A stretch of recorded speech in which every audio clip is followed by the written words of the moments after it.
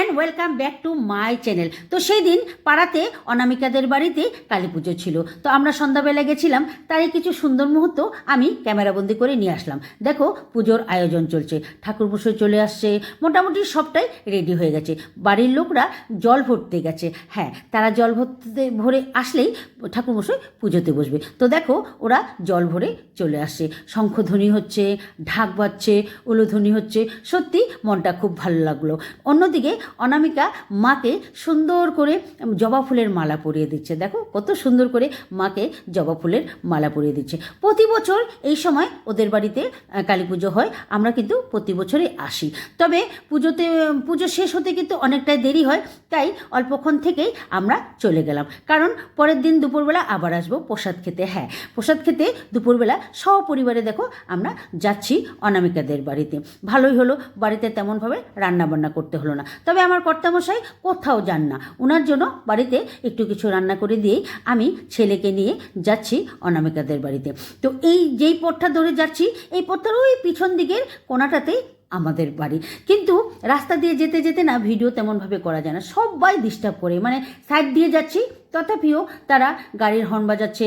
কেউ কেউ আবার জিজ্ঞেস করে, ও কী করো, ভিডিও করো ভিডিও করো, এই একটা কথা। তো দেখো যেতে যেতে এই বাড়িটাতে দেখলাম খুব সুন্দর ফুল গাছ হয়ে আছে, কাগজ ফুলের গাছ, কি সুন্দর কালারটা। তো ভাবলাম একটু এই জায়গায় একটু দাঁড়িয়ে কটা ফটো তুলে নিলাম আর ভিডিও করে নিলাম। তোমরা তো জানো আমি পথে যেতে যেতে যা ভালো দেখি সব কিছু একটু ক্যামেরাবন্দি করে নিই। তো অবশেষে পৌঁছে গেলাম অনামিকাদের বাড়িতে। তো পুজো শেষ তো হয়ে গেল, রাত্রেবেলা পুজো, অনেক রাত পর্যন্ত পুজো হয়েছে। তো দেখো সবাইকে একটু আমি আস্তে আস্তে ক্যামেরাবন্দি করে নিলাম। এই হচ্ছে অনামিকা, মানে যাদের বাড়িতে পুজো ছিল।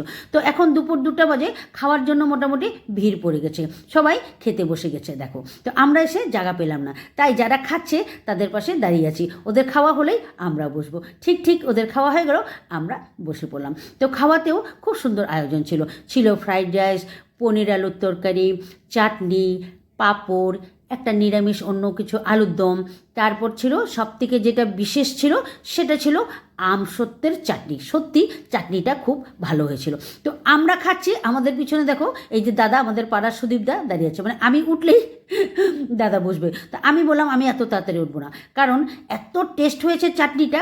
আমি খাওয়া দাওয়া শেষ হয়ে পরে আবার একটু চাটনি চেয়ে নিলাম, তারপরে চেটে পুটে পরিষ্কার করে খেলাম। দেখো তো সুদীপদা বলছে খা আস্তে আস্তেই খা। আমি বললাম হ্যাঁ আমি আস্তে আস্তেই খাবো, কারণ আমি একটু স্বাদ বুঝে বুঝে না খেলে না শান্তি পাই না।